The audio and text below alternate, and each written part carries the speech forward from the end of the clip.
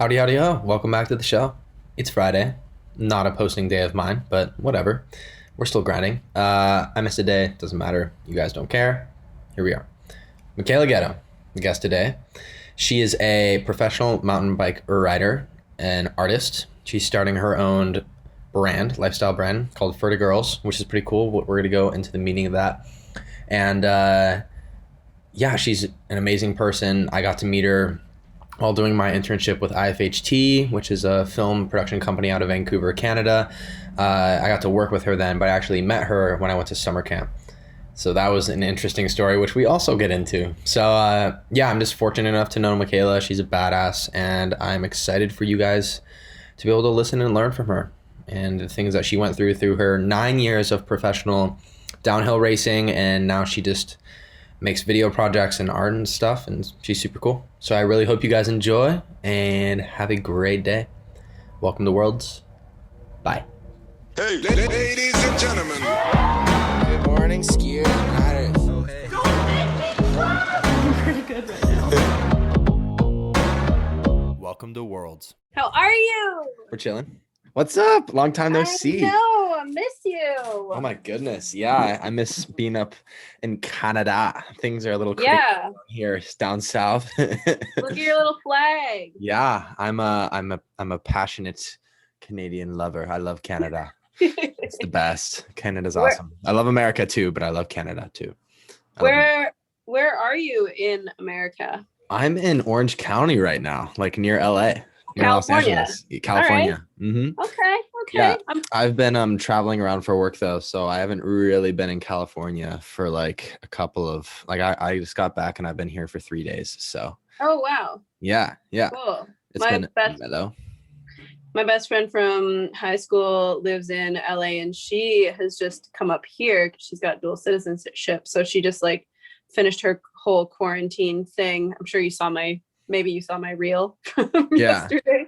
So I actually have been able to have a friend and hang out with somebody. But yeah, she says it's pretty crazy down there. Oh yeah, it's nuts. It's especially because I was in Colorado for like a month with my family, just because I'm from there. And I was just home, and my mom didn't want me to come back to LA because if you got in like a car crash, the ambulances couldn't come and like they could save you, but there would be like a wait. Yeah. So it was some bad stuff going on. Yo, oh my God. Yeah, so that was pretty freaky. So many people forget that it's like, it's not just like COVID, like it's like the hospitals are full. Yeah. So like regular stuff, you're fucked. I mean, screwed. I don't know if we're recording yet. No, we're recording. But you can say fucked. I say lots. This is not a clean show, as I've said before. Oh, let's get dirty. I'm just kidding. That's weird. All right, I'll stop now. Anyway, so things are good. Yeah. So what have you been doing? I mean, well, at least you're an artiste and you can paint. So I assume you've been doing a decent amount of that during the COVID years. I guess it's years now. That's crazy to say. Oh my God. I should probably not talk with a paintbrush in my mouth. Because people aren't going to be able to see. They're just going to be able to hear that I sound weird. Well, wait, I think I'll edit because I just messed up the first bit. But so you're painting right now? You're multitasking? Yes, I'm currently sitting in my living room in front of a window to the outside world. And I am working on my second commission piece of the last couple months. And yeah, we were just talking about COVID and COVID life. And one good thing that's come out of it for me is the artistic opportunity, because I can't go anywhere. Fair enough. So I've got to put my energy somewhere. And it's been like insanely cold this last week. And yeah, it's a good winter activity. I usually start doing art around Movember. I guess it can be Movember.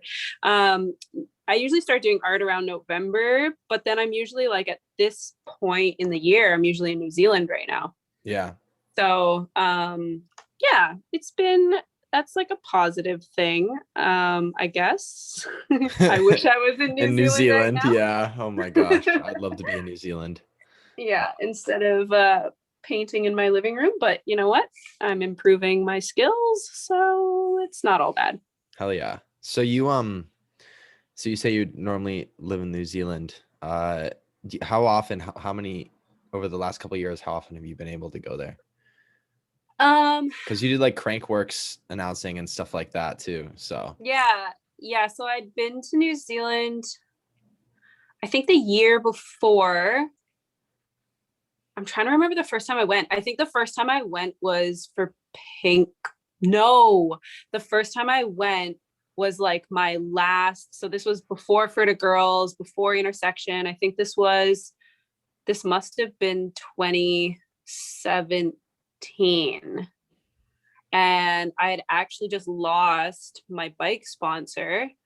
And I was kind of lost as to like, I'd quit racing World Cups and I wanted to get into the media thing, but I didn't really have connections and I didn't have a budget to like create content, really like proper content and hire people. So I was kind of floundering a little bit, and my bike company actually ended up dropping me in February. So I was like, or was it January, and then Rotorua was in February or March or something. And I was like, all right, this is my last go. I either quit everything and just like find a regular job, or I take my savings, I buy this ticket to New Zealand, and I just put myself out there. I do a couple of races, but like I went there and just put it out to the Crankworks staff and Pink Bike. And I was like, I'm here, I'm available. Is there anything I can do? Like anything at all. yeah.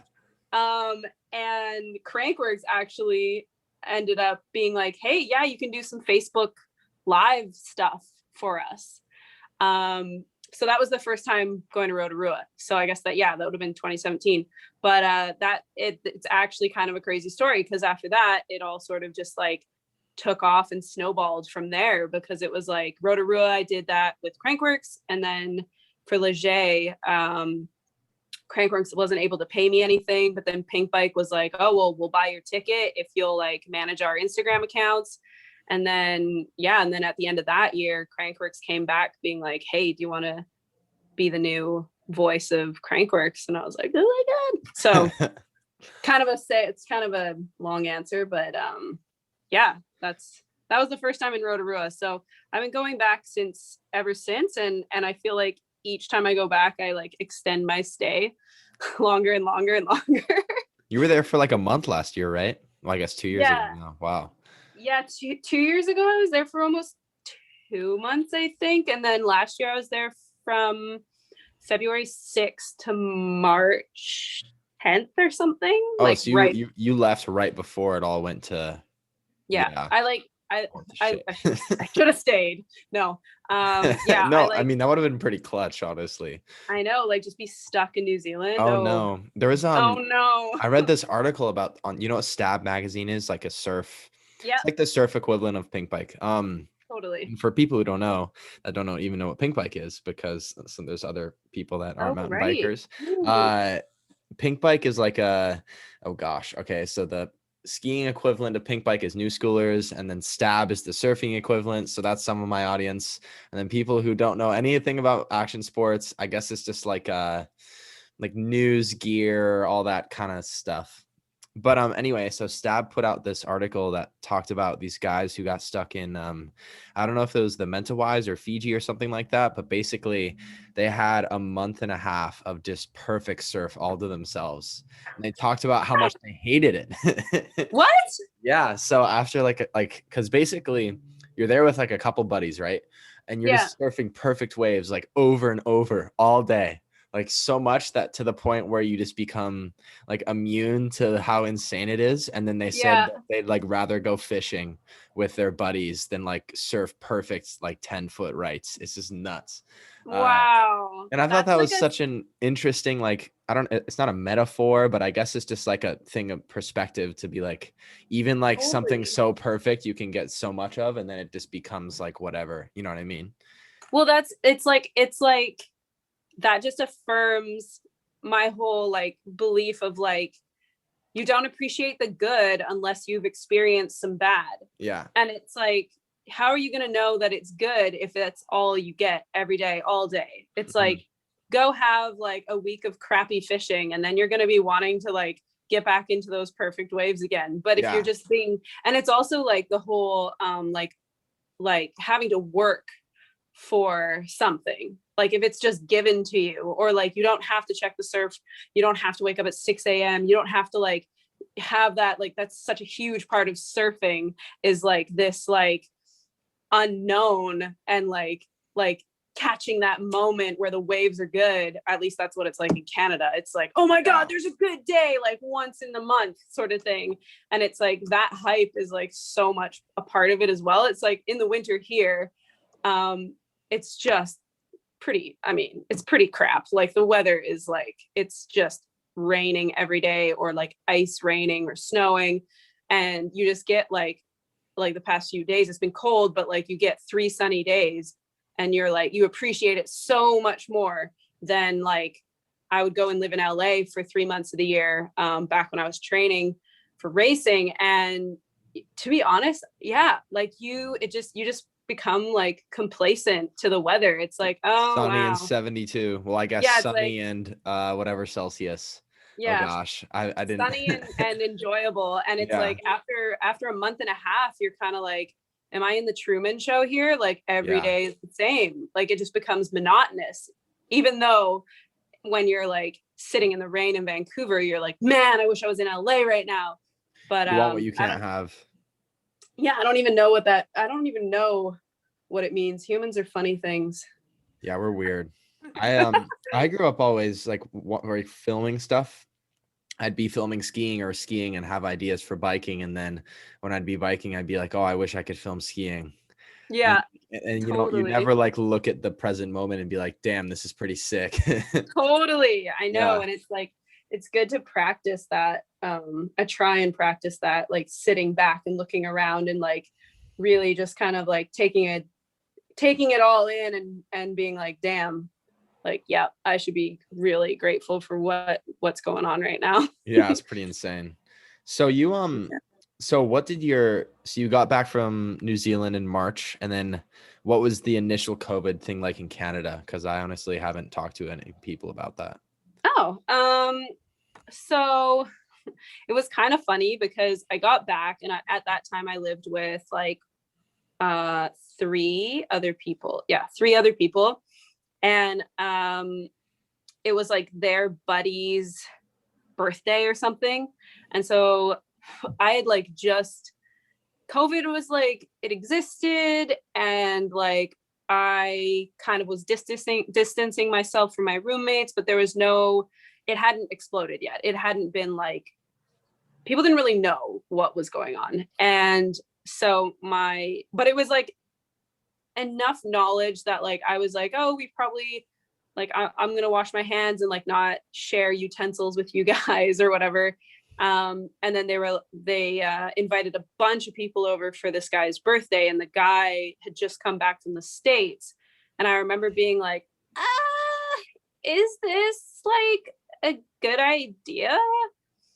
And it was like, yeah, no, it's fine. And then literally like 5 days later, it was like full lockdown. Like all things were like canceled, stay in your houses, like don't leave, hoard the toilet paper. Like Yeah. it was like, it went like nuts. And like suddenly we were like disinfecting our freaking fruit from the grocery store. And it Yeah. like, not going outside in case we got like slapped with COVID. And Isn't yeah, it weird? I remember this was especially because I was here, like in Orange County, and that was, oh my gosh, because of like the population. I mean, like Squamish is one thing, but like yeah. I'd go to a CVS or a freaking Oh my God. dude, like I was going to Trader Joe's and I was like, should I buy frozen food? Like, am I gonna be stuck in my house for like a while? Like, and I don't want to be Totally. one of those freaking people who just buys a shit ton of toilet paper. But I'd go to these places and they'd be like, if you want any of this, it's already gone. So you should leave. And we'd be like, okay, thank you. Oh my Bye. God, that's crazy. Yeah, well, and it kind of like it created this like mass like it's like if 10 people hoard toilet paper in this like, well, in Squamish, that's like a lot of people. Then like everyone has to hoard it because now suddenly there's no toilet paper, and then you're like, well, shoot, when I walk into the grocery store and there is toilet paper, it's like, man, I should grab that before it's gone, you know? And that was like, I mean, I never really did that because I'm like, give you guys, like, it's a virus. It's not like we've like cut off ties from distribution centers. Like things are still operating. Like, and like people were hoarding. I thought this was so weird. People were hoarding like bottled water. And I was like, this isn't a natural disaster. Our pipes aren't at risk here. Like Squamish has some of the best drinking water, and like Whistler has some of the best drinking water ever. And it's like, how does this make, like, how do you suddenly think that like our water's gone bad? Like, Yeah, it's weird. This is weird. Like, I think just people didn't know. people I gotta mean, at the chill. time, yeah, people got to chill. Mhm. But also like how far the repercussions would go. It would be like, okay, well, is the person that's working at the like grocery store not gonna have a job anymore because they're not making money? Right. And then like, or for example, like some stores in Colorado in Steamboat, they would have things that were in higher desire, like a specific thing, and then they Yeah. completely sell out of that thing, and then they wouldn't have anything else to sell because there wasn't enough like production backed behind it. Right. So I think people were like maybe worried about that. But as far as like drinking water, I think that's a little Yeah. I mean, the social media and all that stuff isn't helping, and then all the hype gets built up so much around a specific thing. That was And then odd. all your friends start freaking out, and you're like, well, if they're freaking out, should I freak out too? And it's Totally. just like it's just a never-ending bad spiral for a Yeah. bit. But Yeah. It was like the ironic thing is like right now numbers are higher in BC than they were at the start, like while we were freaking out. But then it's like now everyone's just like acclimatized to it. And so like no one's freaking out, but it's so much worse now than it was before. And it's like, it's kind of like the whole surfing thing that you were talking about. It's like, what is that? What is this like perspective and like getting used to something and adapting to something, or like something is more shocking when you don't, you know, when you haven't been exposed to it for a while. And yeah, I just find this whole thing really, really interesting. But yeah, as far as my own stuff, it was definitely like a lot of stuff got canceled for me. But I, like in the summer, our restrictions actually got lifted a lot. Our numbers were super, super low. Like I think in the summer, I think our numbers got down to like single digits. really, in BC? Yeah, I'm not No sure about way. BC, but it was like low, like really low. And we were allowed to like expand our friend group to 10 people instead of 6, because that was like the thing. Once we got out of lockdown, it was like only your household. And then it was like, okay, you can have a friend bubble of like 6 people. And then it was like, okay, you can have a friend bubble of like 10 people, and you can like travel in the province. And like that's when, like in September, when I did the Yukon project with Casey in Georgia, and we drove up to the Yukon and back, it was like the Yukon was letting in BC residents. And, you know, obviously being respectful, and like in small towns and stuff, we were like camping and staying to ourselves. But yeah, everything kind of just like relaxed.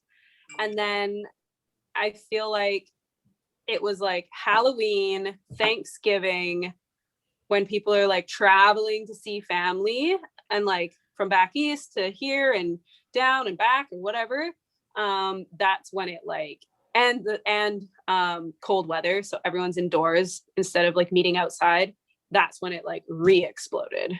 But yeah, it was pretty nice there for like June, July, August, September. It never felt like normal, but it was, the restrictions were like, we were doing well enough that I was able to still do my job and film and have a small group of friends, that it was actually really nice. It was like the first time I've been home since I was 15. It's like my first time I've been at home in the summer, without an injury or like some kind of reason that forced me to be home, you know, like I was healthy and I was able to do things. So in that sense, for me personally, it was like pretty nice, like reconnecting with home. Yeah, it's weird. It's an interesting dynamic, I guess, because a lot of people found peace in a time of such like crazy things going on and so many people dying and all that stuff. I think it's a bizarre contrast for sure. I mean, I definitely did. Like, I got to live in Montana all summer with my friends, and we went hiking and biking and did that stuff. So, and it was it was totally chill there. Like, really small town. I was in Bozeman all summer. Okay, cool. Yeah, and it was totally mellow. And then I just kind of came back here, and also the perspectives are different in like the smaller and bigger cities and whatnot. But you're right. Yeah, and I think it's also like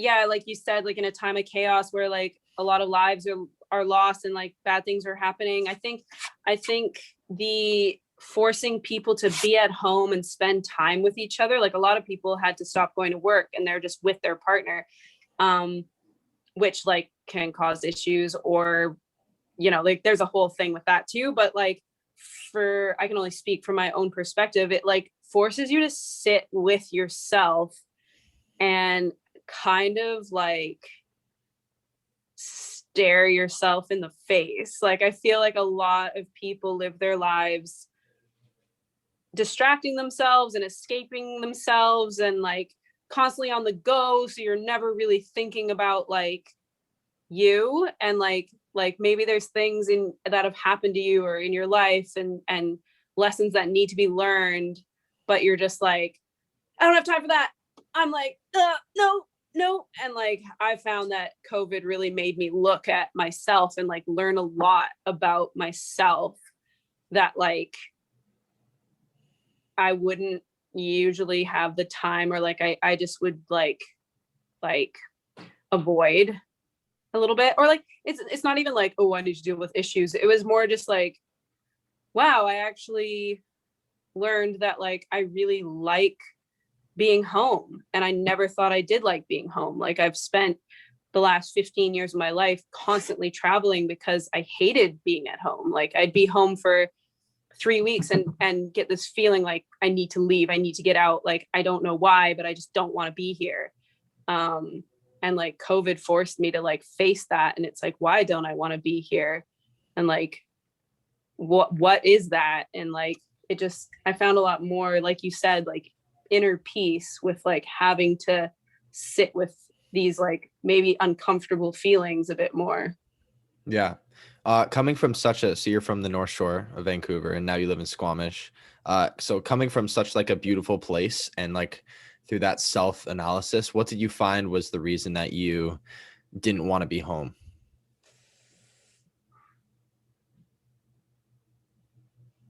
Yes, this is a deep question. Well, like I don't want to this might be a bit too personal, but because I don't want to say, like, I had an amazing childhood and like everything was great and I have no complaints. My parents were very supportive and stuff, but I definitely felt like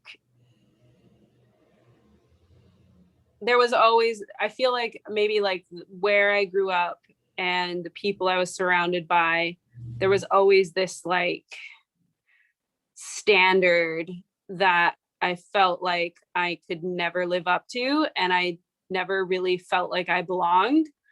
And I think I just started traveling and leaving because where I would go and travel to, I could be this person that, like nobody really knew me, but like, so I could be whoever I wanted a little bit. And it was like, it took that pressure off of like having to be you and having to like live like maybe you not being good enough. It's super hard to explain. I feel like this could Oh be its no, own it's okay. like 2-hour podcast. Yeah, I'm But sorry if that was too personal. I didn't mean to like no, it's fine. We can go deep. It's fine.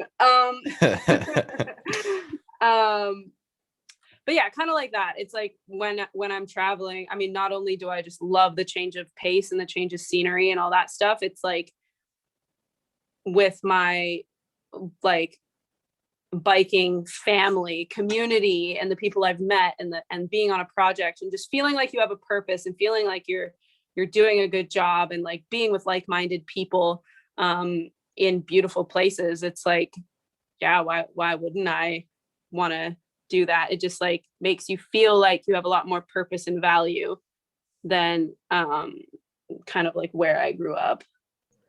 And I guess for the record, I grew up in a town. I grew up in West Vancouver, and it's kind of the Canadian version of, I don't even know. It's like one of the more affluent areas in Canada. So there's a lot of like, daddy bought me a Beamer for my birthday. And like my family wasn't rich and I didn't grow up rich, but it is a very rich community. So there's a lot of those like materialistic sort of standards just in the pocket that I grew up in. And obviously I like didn't like that or vibe with that. So it's actually been cool being back. I'm actually in West Van now in my grandma's old house. And yeah, being forced to be here and actually like take away all my like angst and like you people, like freaking rich people sort of attitude and be like, okay, actually like these aren't my problems. These are like, I don't know. It's hard to explain, yeah, it's fun. Like, it's not that I'm not good enough. It's that like the people that I was surrounded with don't value the same things that I value. And it does make them better or worse than me and whatever. But it's like being an adult and being forced to be home to see that. It's like, okay, if you value cars over relationships, then that's you. But that's not me, but that's okay. We can still like coexist. Whereas growing up, it was just like a lot harder to realize that. When you were growing up, when did you start finding that you had a different perspective than a lot of the people that surrounded you? Oh man, my whole life.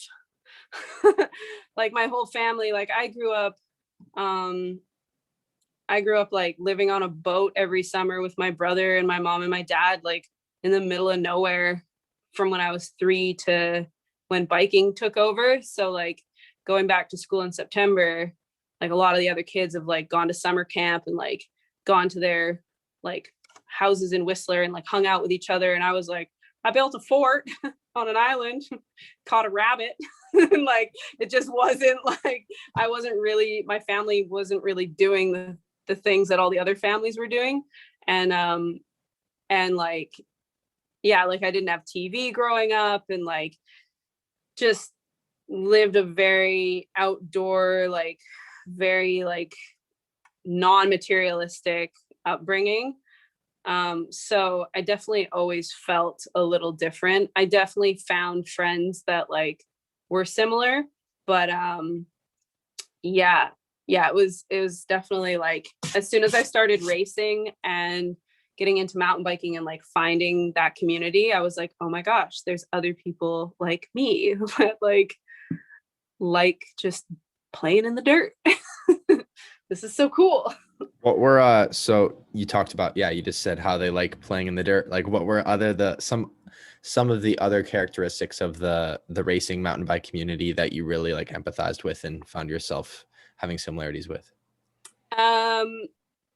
Just the general like ambition and drive that it takes to be a racer and an athlete. That was definitely something like I really admire in other people, and that I possessed myself, and to like be able to see other people just like pushing themselves as hard as I was and harder was like really inspiring and really, really cool. And then just like the camaraderie that comes with doing a sport that takes a certain amount of risk. You know, like we all get scared and we all have our doubts and stuff. And then I find in those moments of risk taking, if you're, you know, even if you're standing with competition, you find this like bond in like, oh, I don't know if I can hit it. And it's like, oh, I know, me too. I'm a little nervous. Well, why don't we just like hike up and like, let's see a couple people do it. And like, you're having this conversation with someone that at the end of the day, you're trying to beat, but like, there was a level of like friendship and bonding that comes with like being in high risk situations together that like inevitably, you know, it's almost like a survival tactic to like team up and like bounce ideas off each other. And then in that came like some like amazing relationships. Did you were a lot of the like friends you had male or female like at that point?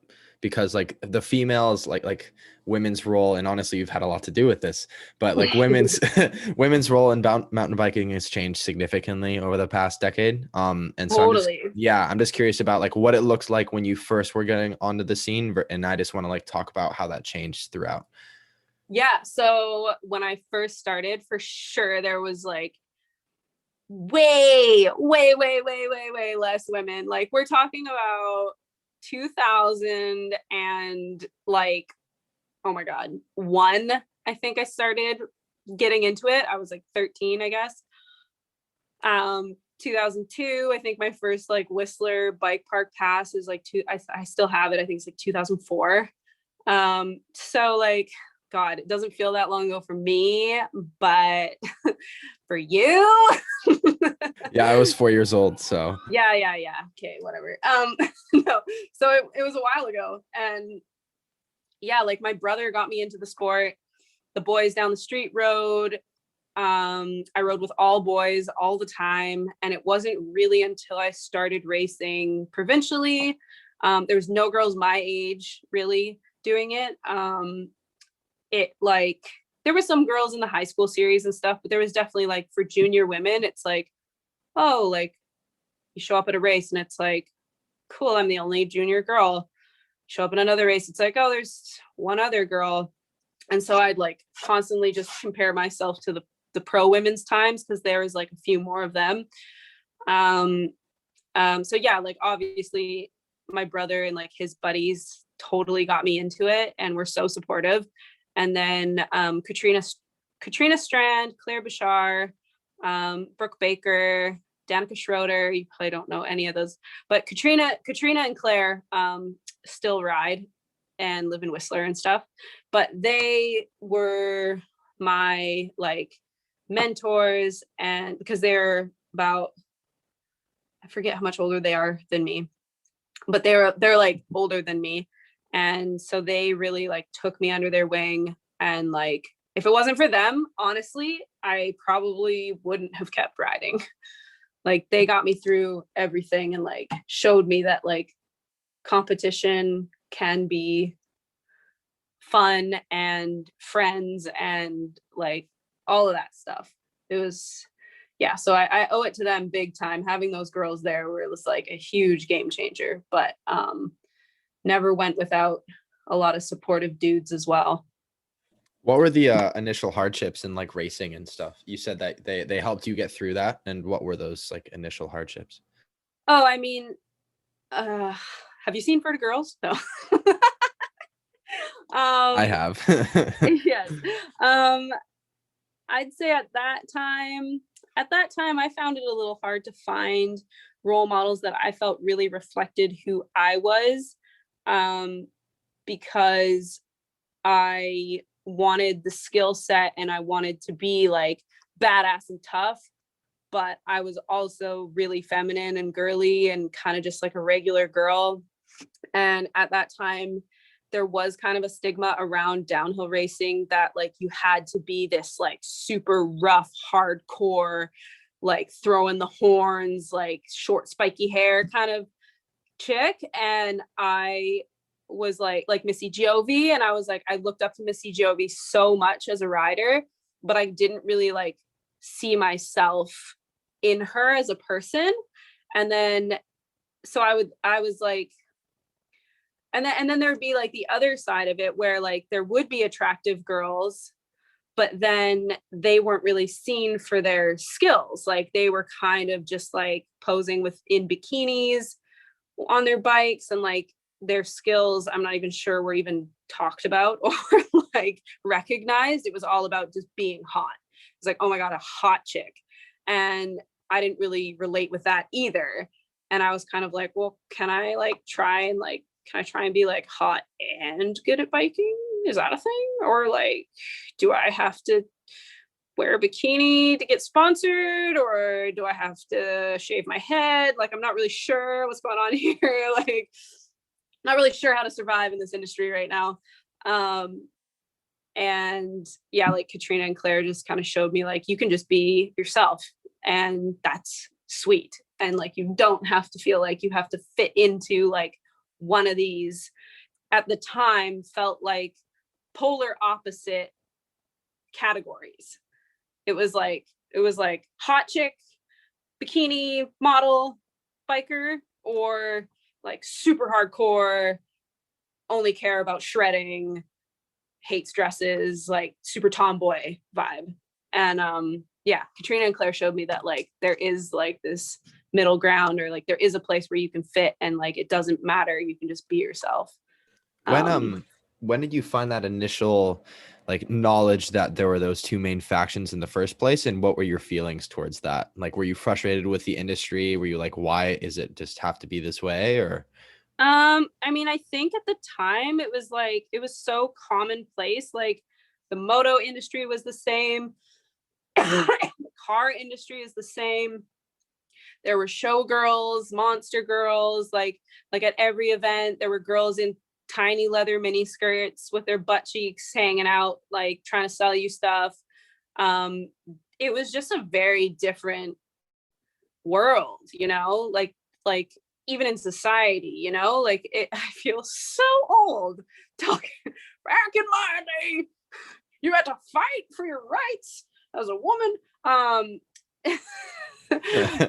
It was like, I just remember going to trade shows, and it was like the only girls you would really see, besides like the few women that were like killing it in the industry, were like showgirls. And you're kind of like, am I supposed to want to buy that because her boobs are in my face? I'm not sure how I fit into this picture. Where do I don't really feel good about this. Things were a little different. Yeah, for sure. And now like it's actually really funny in contrast. The last time I was at Sea Otter, there was a booth, one booth that I saw in the entire massive Sea Otter like venue. Sea Otter is like a bike. It's in California. Oh, just to clarify. Yeah. California. It's kind of like the big season opener, trade show kind of thing. So very similar to what a situation that I was like, that I'm talking about. But there was one booth where these girls were standing in like little tops and booty shorts, or like they had like, or was it like white yoga pants and like push-up bra or something. And the men, like I was actually with Martin Soderstrom, and he looked over and he's like, oh my God, that is so awkward.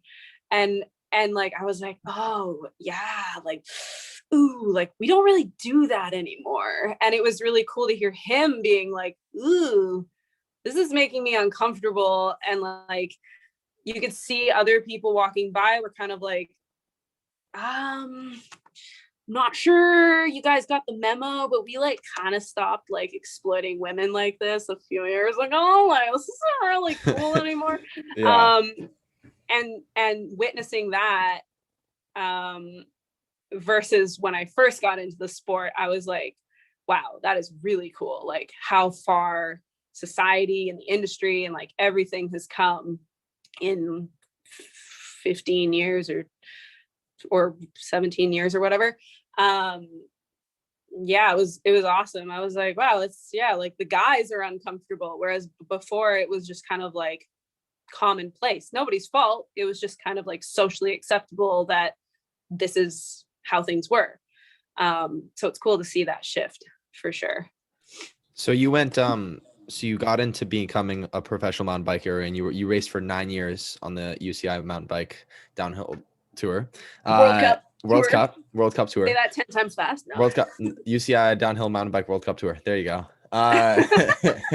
But so what did you learn? So going into it as like a rookie, what were your experiences like? And especially, like I said, at that time, a lot's changed. And what were the thoughts on like women's racing? Like, was it looked at as like something special, or was it just like oh, here are the women, they have to be here? Or what was like the like, oh God, here what they was come. the thought? Yeah. Well, shoot, I was just about to say that. Oh, I had something in my head. Oh, yeah. First of all, so like I said before, there wasn't a lot of women doing it. So when I got into it, I'm not trying to brag or anything, but I was quite good. I mean, relatively speaking, obviously, I didn't really have much to compare to because there weren't very many girls doing it that were my age. So I was naturally the best. And I would, if there was a girl, I would usually beat her by quite a bit. And so I kind of went through my first like 4 years or 5 years of racing,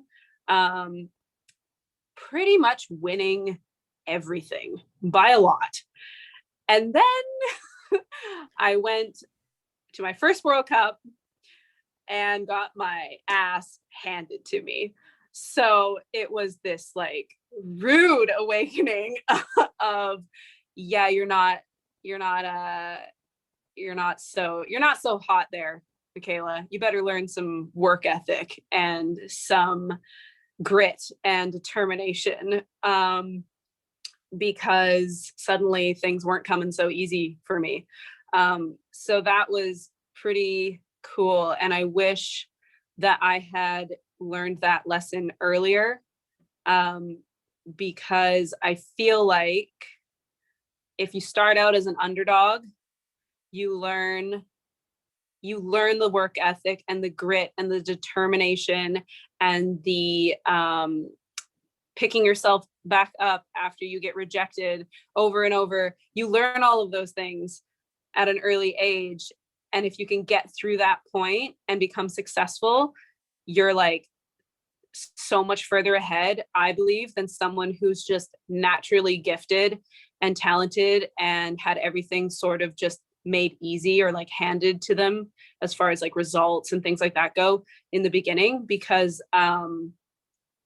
like I feel like I still could work on my work ethic and my like doing things even when they're hard. I do it, but I know other women, I know other athletes that are way more freaking, I don't even know. And does that come from their upbringing or just their natural talent? No, it comes from like not winning everything when they first started and like having to work hard to earn their spot. And like one of the people I like to talk about, who I think she is extremely naturally talented as well, but Miranda Miller, like I grew up riding with her, and when she first started racing and stuff, like she wasn't winning races and she wasn't like getting on the podium and stuff, but like holy crap, that girl has the most insane work ethic and determination and consistency and just everything that I have ever seen. And I admire that so much in her. And I think it's her personality. But part of me is also like, damn, maybe if I was like given a harder time in the beginning, maybe I'd be more like Miranda. That's like, such an interesting perspective. Like if I maybe had it not, harder in maybe the I'm just beginning. wishing, like maybe that's just me wishing. Maybe it's like totally just has to do with your personality. But like I just look at and like she's broken both arms, and like just seeing what she has gone through as an athlete. She's been injured so many times, and like I because we live so close to each other, and because we grew up racing beside each other, I just look at her journey and I'm like, man, like if I had to go through those injuries and like the same challenges she's faced, I'm like, I don't know if I'd still be doing it. And like I have so much respect for that. Like the fact that she like came back from all these injuries and stuff and like won world champs. Like, god damn. Like that is so sick. I Yeah, don't even she's a remember. legend. Oh, she's and she's hilarious. Yeah. She's like one of my favorite people. Like she's so funny. I have no idea what your original question was. No, I was just talking about dude, that's how these work. So I talk a lot normally, and this is my time to just have a conversation with someone, but just let that person go off. Like I I love was gonna to say you're doing a really good job at listening, because like I talk. You need to stop me. No, it's that's a podcast. You just got to rant. Just keep Oh, going. I know what it was. It was what did you learn, or what Yeah. have you learned? And I've learned that like hard work beats talent when talent doesn't work hard. Dang, that's a quote right there.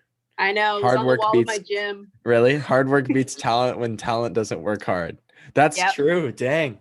Okay, wait, I got another quote for you. Can you talk about sometimes you have to wait. Create what you want to be a part of. Yes. Yes. Yes. That is my mantra. That is what I live by. Did you have a specific question? Or Well, I was just or do you want me to just go off? well, you talked about it in a video that I watched with you, and I think that just applies so much to you. I want to get back to the World Cup stuff in a sec, but I just think that because I think that within the mountain bike industry as a whole, you are like, I think in part you're leading you're creating what you want to be a part of, especially because after you ended up leaving the downhill stuff, you just created everything that you are now, and you are so many like different and unique things. So I'm curious how you, yeah, of course. Well, I guess, maybe I can go into this later, because I was just going to ask, well, how did you go about creating that? But maybe we should go over the rest of your career and like the UCI downhill stuff. And then before we like talk about that transition. Okay. Anything Whatever else you add? want. Whatever Cool. you want. It's funny. So like I have like I used to write all the questions, and then I figured that the first one I ever made, it just sounded like a Q&A on my part. Like it would be like question, answer, question, answer, question, answer. And it was just an interview. Right. And then I've learned to just like write down topics and then like pick things from interviews and just Googling and researching and stuff like that. Yeah. But I mean, I'm not Points rather than questions. exactly. And then like the natural conversation that happens within there from listening, I can go in and ask you more specific questions along the way. I'm trying my best. So no, you're like naturally such a conversationalist. Like I would just like to say I met Max through summer gravity camps, right? back in the day, yeah. Back in the day. I guess that was 4 back in years the ago. Back in the day for you, it felt like yesterday for me, because as you get older, time goes faster. There you go. It was like 4 years ago, maybe. 2016, yeah, summer Yeah, okay. 2016. Back in the day. In Whistler. Meanwhile, I'm talking about like 2001. Yeah. Back in the 80s. Yeah. So I met Max I was a coach at these summer coaching camps in Whistler called Summer Gravity Camps. And Max was just this smiley, fresh-faced American boy, so happy to just be there and be alive. Oh my gosh. And be in Whistler. And I think did you save up your own money, or like did No. you like no. Or I you like came up for the summer, or your parents sent you, My or I parents don't sent know. me. It was the first time I'd like gone abroad. I was 16 and I had gone abroad by myself with my friend and Yeah, you had a friend. Bridger, and he ended up breaking his Mhm. ankle. Yes. Yeah, so that was super Oh, fun. but I just remember like you, like honestly, I'm sorry, but like I don't remember 99% of my campers because there's Yeah. just it's like new kids every week. Um, but I must say you stood out because you were just so happy and willing to learn, and such this is all coming back to this, such a good conversationalist, that like with this whole podcast thing, when you told me you were doing this, I was like, yes, Max, this is your calling. Like Thank not your you. calling necessarily, but like Oh, I I'm like, appreciate that. yes, you should do this. You are talented, and don't overthink it, because you just being you is great. You're good. You're a people person. Hell yeah. You don't have to try. I'm trying to be a people person. Thank you so much. That's such a nice compliment. Yeah. So funny story about Summer Gravity Camp. There's a I remember this so well, but basically you get a card at the end that's like, oh, what you got to work on, and like the coach's comments and stuff. And I got 5s out of 10s on all my stuff on the coach card. And Oh do no. you know why? You know Did why? I give you a 5? Yeah, you gave me 5s out of 10s, but I'll tell you why. It's because there was this one specific moment on a like mid to lower freight train where like you do the like jump to the like step down to the step up, and you take a right, and it's right under some lift. And then there's like a jump to a step down. And I remember you were like sitting and watching us, and I just like go so like almost over the bars and like sketchiest like nose down, like then hit the rear wheel landing. And you came up to me personally and you're like, oh my God. I was so scared because you just almost just died.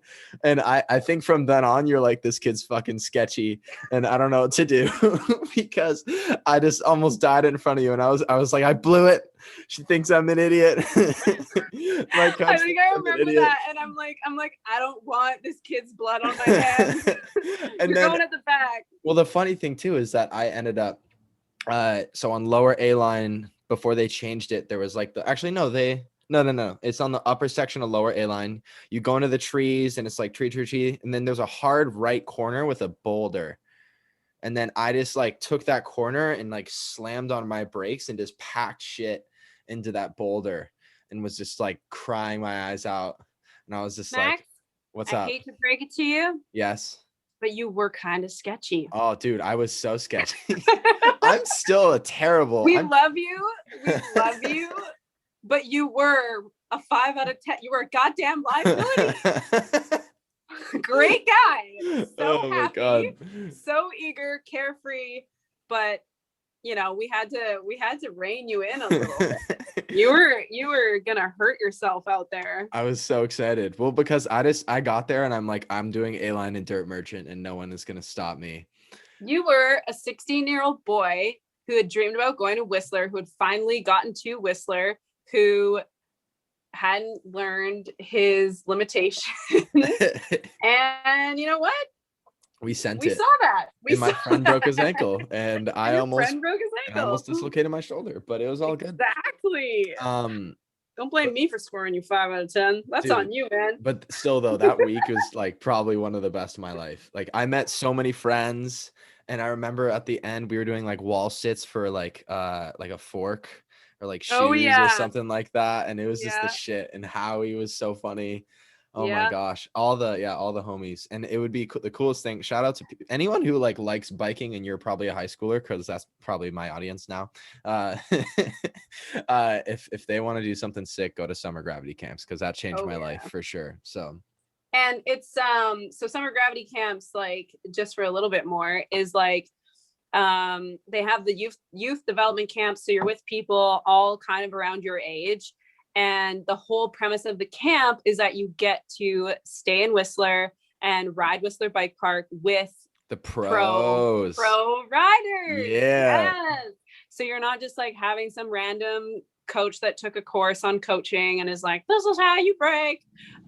It's like you were riding with Brendan Howie, Jordy Lunn, RIP, Kyle Jamison, Cam McCall, like all the biggest names in the industry, and you just get to shred laps. And it's very like, it's not like we are breaking down how to do a drop. It's like, if you have a question, you ask it, we show you, but if you don't, you just like shred, and we like point things out, and we obviously rate you. And if you're being sketchy, you were totally, so I may have been sketchy, but you were totally down to take us on the sketchy shit. I'm not gonna lie. Not the sketchy shit, but I think we did clown shoes with you. probably Like, towards the end, because we started off, I remember when we were all just on Crank It Up, and we're just like, we're sick of this shit. Like, we want to fucking send it. Yeah. Because I was like, okay, I think these guys can handle this. And I mean, at the end of the day, I want to have fun too. Yeah. So and then I didn't want to do Crank It Up all week. Yeah, like you broke character. You're like, okay, I guess like if you guys don't want to do Crank It Up all week, then we could do something else. And we're like, let's freaking do it. And then you like work your way up, and then like soon enough we were doing Heart of Darkness and Dirt Merchant laps and just like shredding, and it was the best time ever. Oh yeah. It's strategy. God. It's strategy. You got to earn that with me. Dude, yeah. And I went back. This was the first year I haven't been to Whistler in like 4 years. Oh, which is crazy. So sad. Yeah, so sad. I know, because you did the IFHT internship and we made Whismus together. Whismus. Oh yeah, we're gonna talk about that in a bit. There's so many. We have too many things to talk about in 2 hours. I know, right? And we're almost halfway. It's already been an hour. Look at that. Oh my god. Crazy. Thank you for giving me so much of your time, by the way. No worries. I'm glad you can be multi-productive. She's still yeah. No, this is good. I have ADHD, so I can't sit still anyways. So perfect. I'd be like, I don't know, drawing weird doodles in a sketchbook or something anyways. So I might as well be doing something productive. Hell yeet. So back to the World Cups. So you got your ass kicked. I think we stopped there. Rude awakening. We went on a tangent after Rude Awakening. Yes. Long story short, I managed to figure out a work ethic and get humbled. And I loved, actually, as I progressed as a rider and as I got to be one of the old dogs in the industry, quote unquote.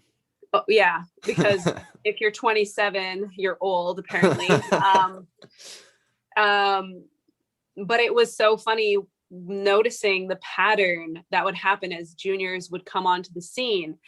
And it's exactly the same pattern I went on. Junior comes onto the scene, super cocky, thinks they know everything, thinks they're the shit, have been winning at their local races for the last 5 years. Junior gets ass handed to him or her repeatedly for an entire season, comes back the next year, a decent human being with good work ethic and no more ego. There you go. It builds character. Yeah, and it's pretty funny. It's like, oh yeah, here's the ego phase, and then sure enough, like a couple years later, they're like humble as fuck. Yeah. And like really great, amazing people. So yeah, that's pretty funny. But yeah, so I learned some work ethic and stuff, and then I actually ended up being kind of a top 10. I like to say my favorite positions were between like 6th and 9th. That's kind of where I sat for a long time, like my whole career. And how did it feel as far as like not being able to push to podium or like pressure from your sponsors potentially at that time, or what did you feel like? It was hard. As a racer, I was on like the Pivot Factory team for a year, but even then, like we were given bikes and I was able to go to the races, and I had support at the race with a mechanic and stuff, but I never actually made any money. So when I wasn't at the races, I was working 3 jobs plus training plus everything. You know, I was going to university for art, and like it was really, really tough. And that was when I had it good. Like before that, my whole racing career, I had to essentially fund myself. So it was hard seeing some of the other, and this is where like we talk about opportunity in sport, and we talk about accessibility in sport, and I think there's a lot more light being shed on that Because when people say, you know, biking is a rich white man's sport, it really is. And it was hard for me to see maybe some of the other girls who had the money or the support, and at that time, you know, like it was tough for the women. Like it was like, oh, her boyfriend is a top racer, so now he helps her out, you know, like now she's sponsored by the same team, and he's kind of convinced the team to take her on, and like she's winning races and stuff. But it was like, it always seemed like a harder step, or you needed like some kind of inside support from a guy or a brother or a boyfriend or a father or something to, as a woman, like get that extra bit of support and paycheck. So it was a little frustrating for the girls that didn't have that, because it's like you're spending all of your free time working multiple jobs just to get to the races, whereas like maybe some other people who just kind of by sheer luck got more support, didn't have to work 3 jobs, and they only had to concentrate on training and being a racer, you know. But again, like I'm not really one to like be a like woe is me sort of person.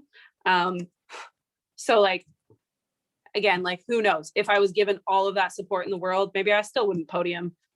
But I just remember like working 3 jobs, going to school, trying to get to these races. And then like at the races, I was a privateer essentially. So I'm like trying to change my tires and like cut the knobs off my tires. And like some of my competition is like, has their physio appointment and I was getting a massage and their mechanic is taking care of everything. And I'm like, fuck, like it was definitely like stressful times.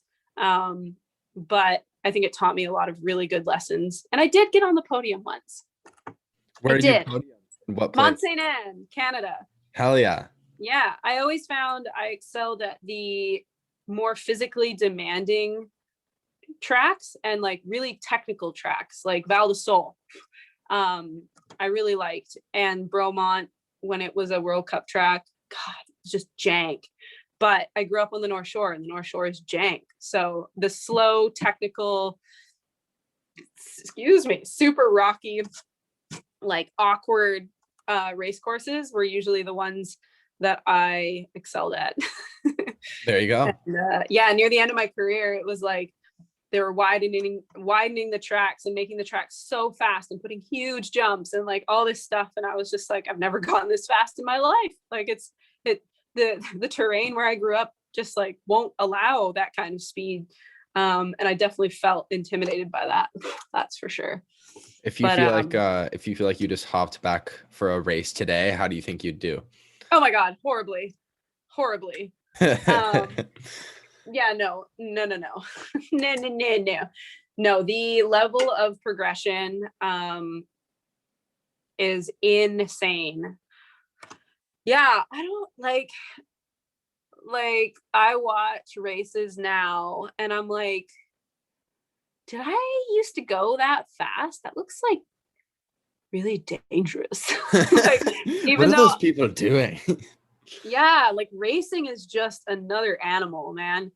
And that's what I was gonna say too. Like I think the support for the women has definitely improved, and like you don't have to have some kind of like in to get support anymore. It's like you're and I just want to say as well, like the women that did have siblings or dads or whatever supporting them, that's not why they were successful. I just want to like make that clear. Like they were successful because they worked their asses off and they're very talented riders and had the skill set.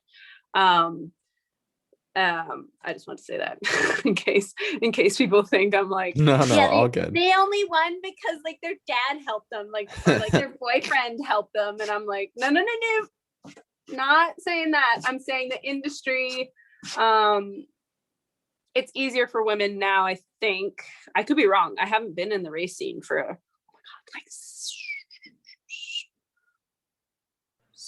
7 years now. Wow. Wow, I'm old. I quit in 2014. Okay. Why did you Um, quit? I was plateauing, not gonna lie.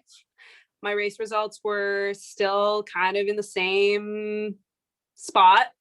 Wasn't making any money, was pretty exhausted at putting so much effort. And, you know, also my priorities as a person, like I you can make all the excuses in the world and like, wah, I didn't get enough support and stuff. But at the end of the day, I really don't think I had the right personality to be to do what it takes to be at the top. Which was I care a lot about socializing. I'm a social person. I love humans. I'm a creative. I'm an entertainer. I was always, I cared more about whether my friends were having a good day. And then like, if I saw one of my friends at a race having a hard time, I would drop everything I was doing and make sure that they were okay, and like miss my last 2 practice runs to like make sure that like, you know, I could cheer them up or something.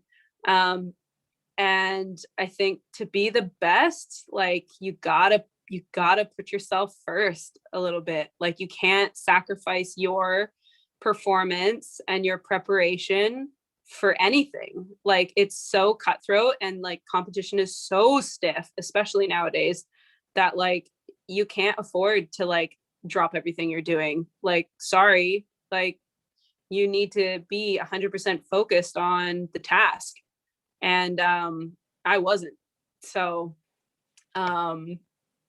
yeah, I loved racing, but I loved my friends more.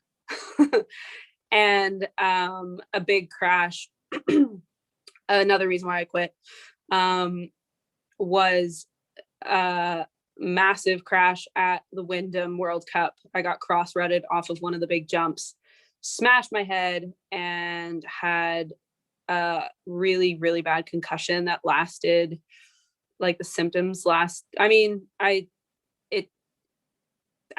kind of still there, you know, like it never fully, like it definitely changed me a bit. And the symptoms, the hardcore gnarly symptoms lasted like at least 8 months. And then I'd say it was about 1.5 years before I really like adapted. Like I took a full year off. And that scared me a lot. And just a combination of all of that stuff. And the fact that like I wanted to be creative and I liked all the media stuff. With the concussion, like I'm like, I just don't want to risk hitting my head again.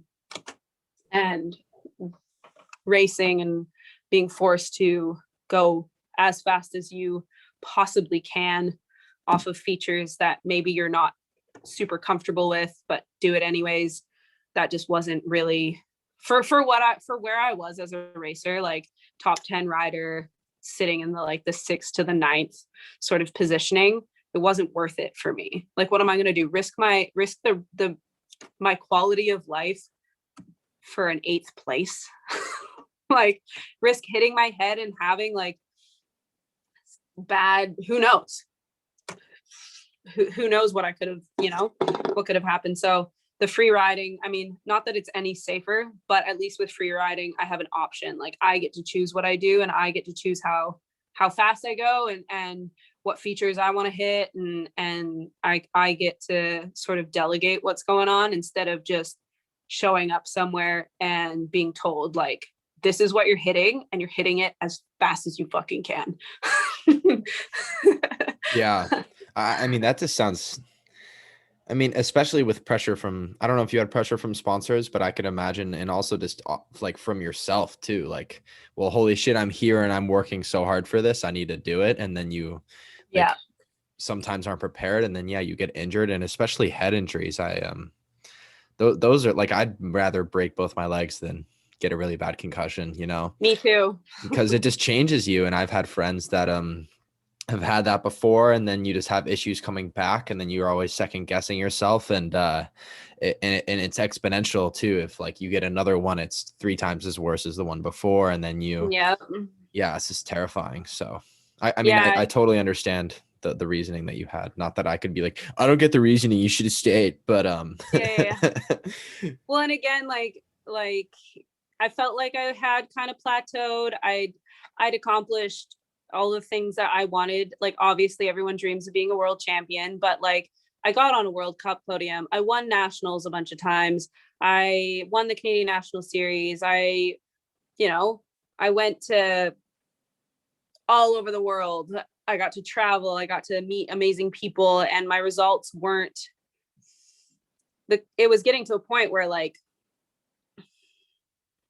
I, like, in complete honesty, it was like, I don't think I want to put in the dedication and the effort and the sacrifice that it will take for me to be able to get into that top 5 spot. Plus the injury, I was like, I'm out. I want to do something. I want to do something that involves the art side of my life, because that was definitely a huge imbalance. I wasn't really being able to use any sort of creativity in racing. So when did you start developing that creativity more within like what you did No. in your career? Corona? I'm not used to talking this much. I'm like, I live alone and I like don't see people. I need to like go to the kitchen and get myself some. Oh no, here's some water. Dude, yeah, see, I got the water on deck. Oh, I had a Uh, bubbly. I had a flat A bubbly. bubbly. A bubbly that A I had bubbly. abandoned. Brad, did they not have did they not have Corona? Did they not have LaCroix? LaCroix up north, dude? They do. Is it just more expensive and a waste of money? Because that's what I've kind of come to the conclusion. Nah, I don't even know, but The my boyfriend picked these up the other night. So I like Dialed. the bubbly. The boobly.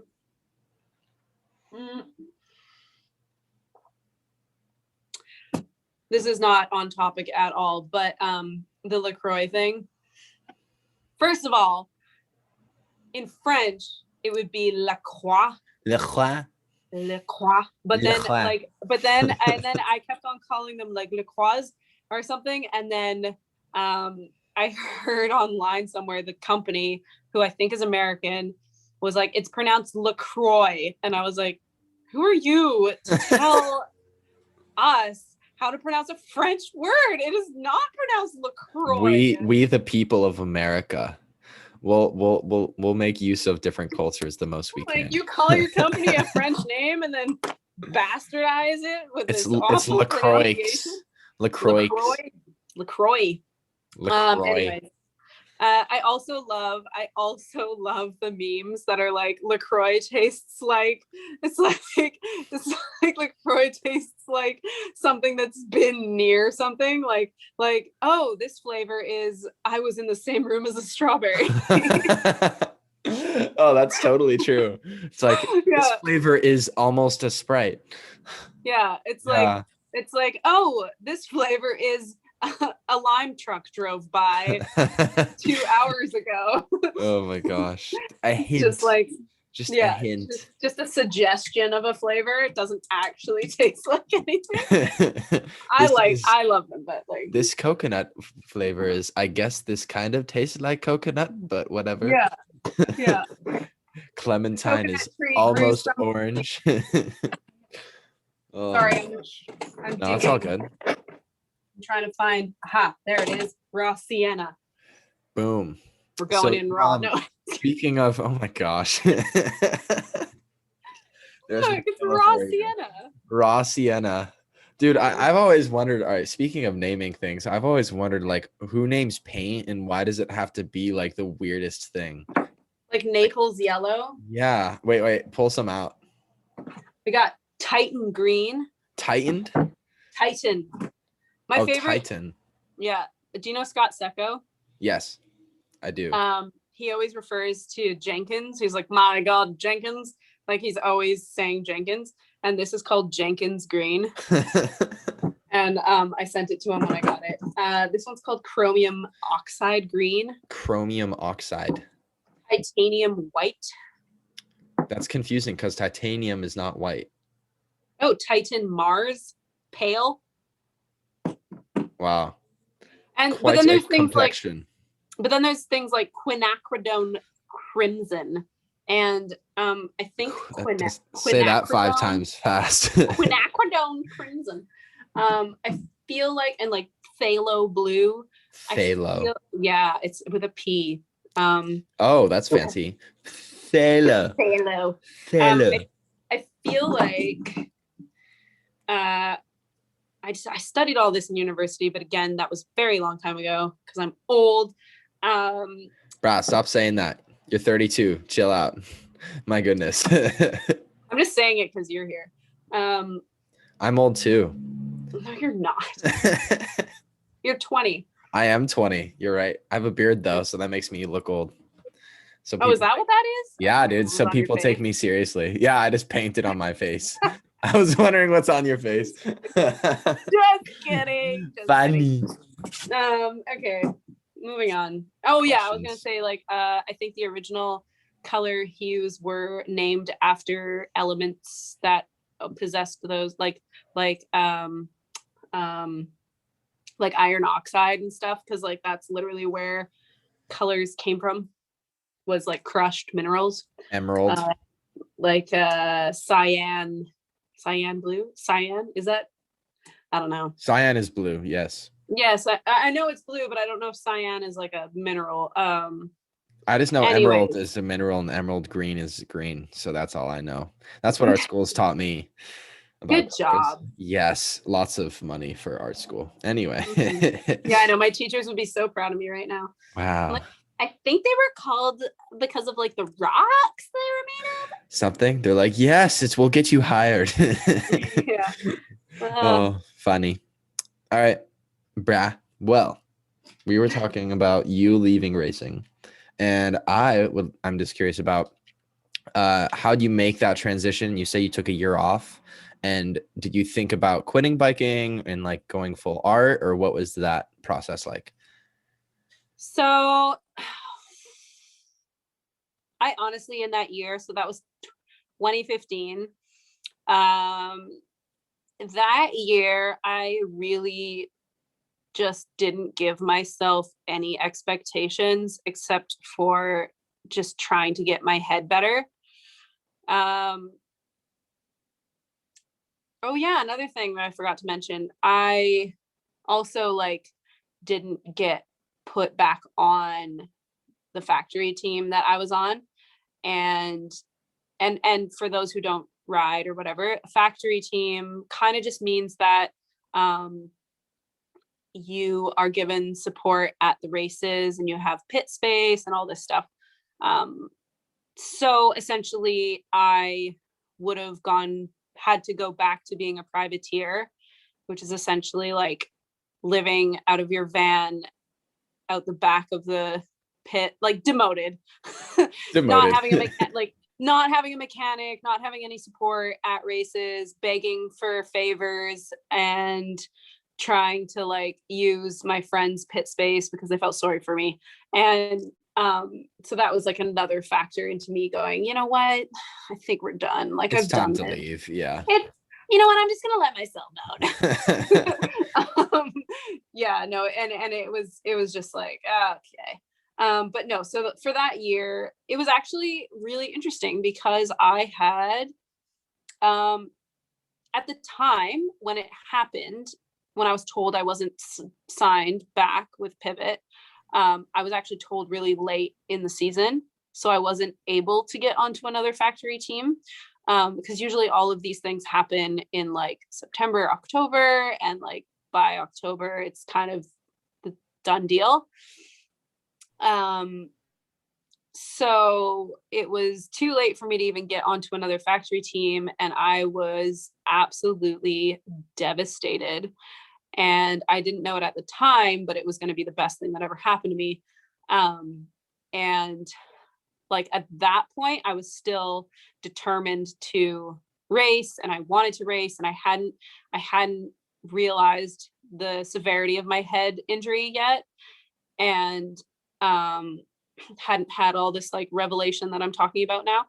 And I had a huge identity crisis. Like, I spent that whole winter, because my whole life had been my confidence and my identity, and how, you know, like we were talking about earlier, how I always felt like I was really different and didn't fit in. Well, the racing gave me an identity, and it gave me like, well, I don't fit in because I'm this. And it was always very impressive sounding and very like, wow, you're crazy. You're like an athlete and you're a World Cup downhill racer. Like, that title, I put so much of my self-worth into that title, and I almost hid behind it. Like, it was this shield that would protect me from judgment, you know? Like, as soon as I said that, people respected me. Like, I am a top 10 World Cup downhill racer. And when I was told, when that dream kind of ended, it was like, oh my God, I'm nobody. And like, no one's gonna think I'm cool. No one's gonna be impressed with what I do. Like, who am I? I'm a nobody. Like, nobody's gonna want me. And that was like so scary and so devastating for me. And I think it's a really scary transition for a lot of racers, because I think a lot of us get into the sport and a lot of us have the drive that we do because we don't feel good enough. And like, because we are wanting an identity and wanting something to like prove that we are worth something.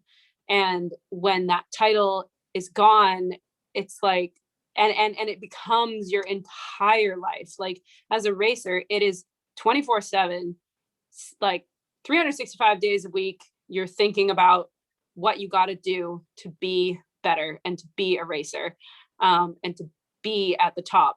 And I'd been doing it since I was 13, and suddenly you're sitting there without any purpose. You feel like you have no purpose. And that was really hard. And I think a lot of athletes go through that, and they don't talk about it enough, I don't think. But the story has a happy ending, because after a few months, and after, you know, getting over that initial shock and like, who am I? I realized that people love me because I'm me. People don't love me because I have this cool sounding title, you know? And I started being able to embrace these parts of me that I had been ignoring for years, which is like the creative side, the friendship, the being at home a bit more, and like focusing on my health instead of just like driving myself into the ground, training super hard all the time, and, you know, not being able to see friends and things like that. And yeah, learning that like, you are so much more than your title. And that goes for like any career job or anything like that. It's like, you are so much more than your job and like your, you know, title. That, yeah, it was cool. It was kind of like a rebirthing of being reborn. Reborn. Michaela 2.0. I'm glad that Michaela 2.0 turned out happy though, and that was a happy thing coming out of that. Because I think how old were you at that point? So that was 2014. So, or 2015, 2014, 2015. 26, 27. Yeah, something like that. I can't do math. Don't ask me to do Me these neither. things. We're creatives. I can't do math without counting on my fingers. So wait, 2015 was 6 years ago. And you're right? 32. 32, 31, 30, 26. Aha. There you go. Yeah. 26. Yeah, and like the coolest thing about all of that, like if anyone's listening that is like scared to like, that you feel like you've sort of run your course in a certain profession or career, or racer that's like thinking about quitting but are really scared because they don't know what's going to happen next. Like, honestly, it's like kind of rough for a little bit, but like who I am now compared to just World Cup racer Michaela, like, man, I love myself so much more, and I feel like I get to be so much more of myself. Not to say like, because I just don't think racing was my calling. If racing is your calling, then like go nuts, and then like, I don't know, but like if you feel like you're not living your full potential but you're scared to leave, just leave. Like, trust your instincts, because it's gonna, like, I look at what I'm doing now and I'm like, I can't believe I was so scared, because I thought about quitting before, but I was just like way too scared to quit because I thought my entire world would like come crashing down. And now looking back, I'm like, damn, why did I like, I should have just listened to my gut instincts and like gone and done my own thing. Like, geez, I'm so much happier now. So how did you start rebuilding yourself after leaving racing and like finding yourself? How did you find yourself? The resurrection. Did you go to Thailand or Bali? So I climbed a mountain naked with the monks. No, I don't know why I was naked. Maybe that was just a dream. No. So 2015, yeah, I was just like, I did a lot of hiking because of my head. I couldn't like do any impact stuff. And then, yeah, I was just brainstorming. Like, I'd been to university for graphic design and illustration. Super intense program. So, and I've always been an artist since I was little. I've loved it. And music, I love music. And I was just kind of like, how can I combine these things? Because it's like, okay, I've been living my life so one-dimensional for so long, but I have these other things that I'm so incredibly passionate about, like equally as passionate about. So what do we do here? Like, I don't want to quit riding completely because I love it and like just to be an artist, but then like I don't want to like go back to racing. So, and it was just like I think it was like advice from friends and like other people kind of telling me who they think I am. Who do you think I am? Where it's like, well, why don't you combine them? And I'm like, how do I do that? I don't know how to do that. And then, yeah, like being picked up, like Lacey Kemp was like a huge help. She put me on Diamondback in 2016. And she really, really helped because she's a writer and she was the team manager, athlete manager, and marketing person for Diamondback, and a friend of mine.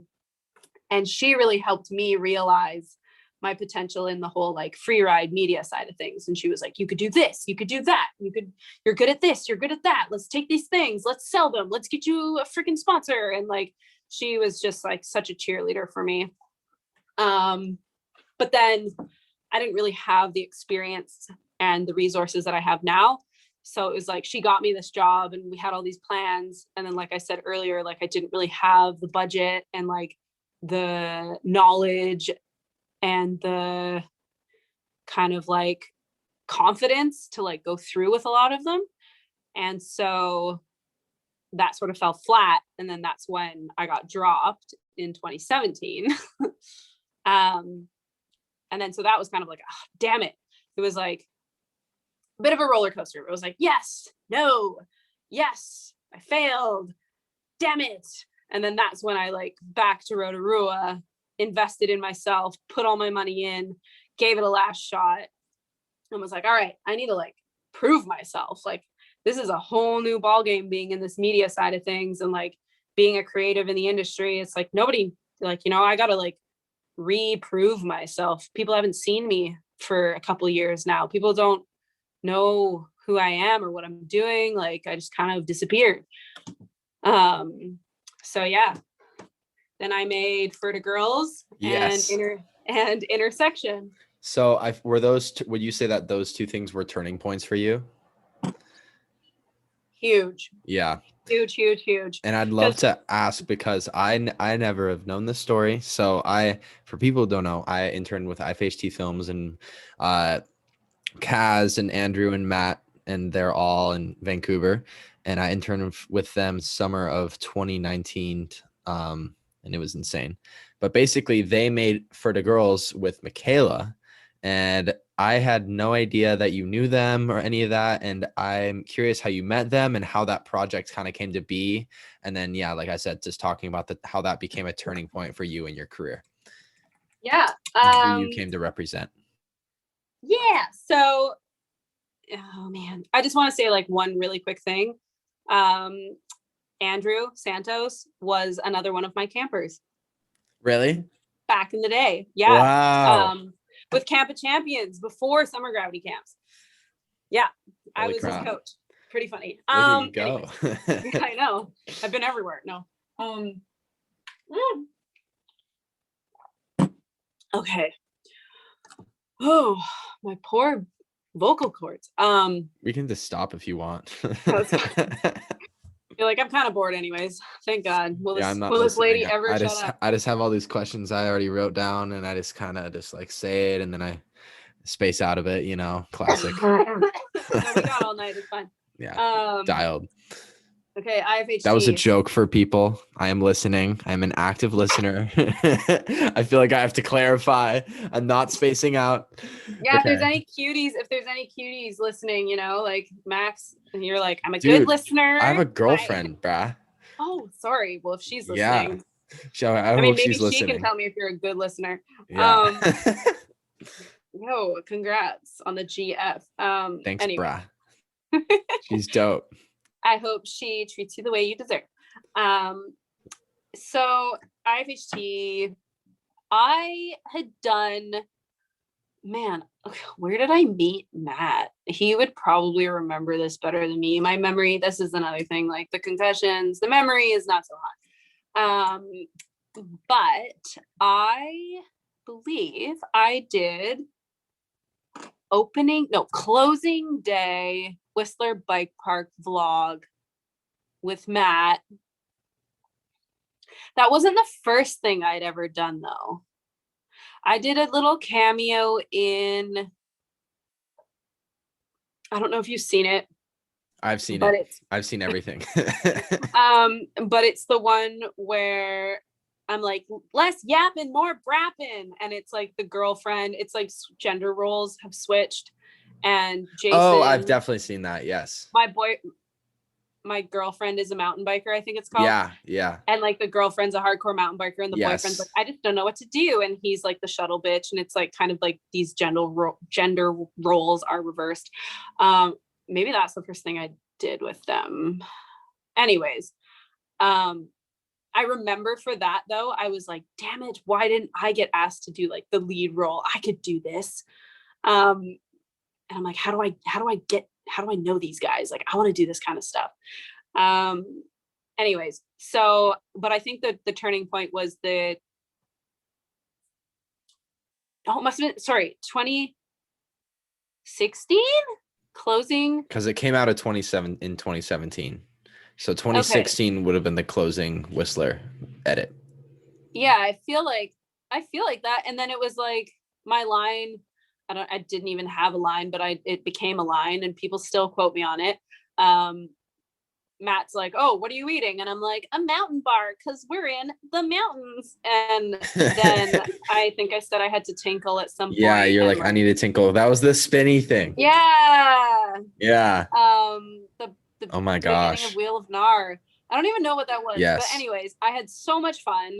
And I think that was before For the Girls. It was, yeah. Yeah, okay. So I'm like, I'm an IFHT nerd, dude. I was obsessed with this, brah. I'm not like mixing up my years and stuff, because I'm like, that was the turning point, and you're like, that was actually after For the Girls.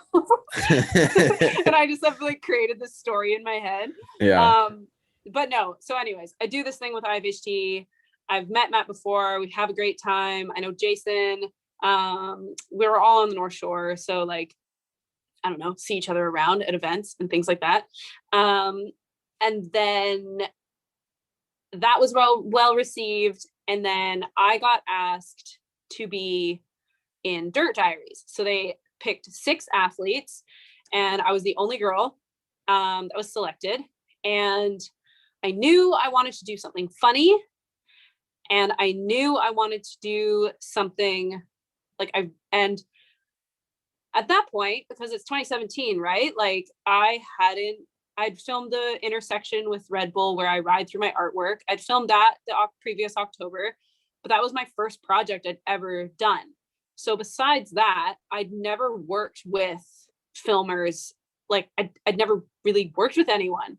And except for IFHT and then like the Red Bull crew.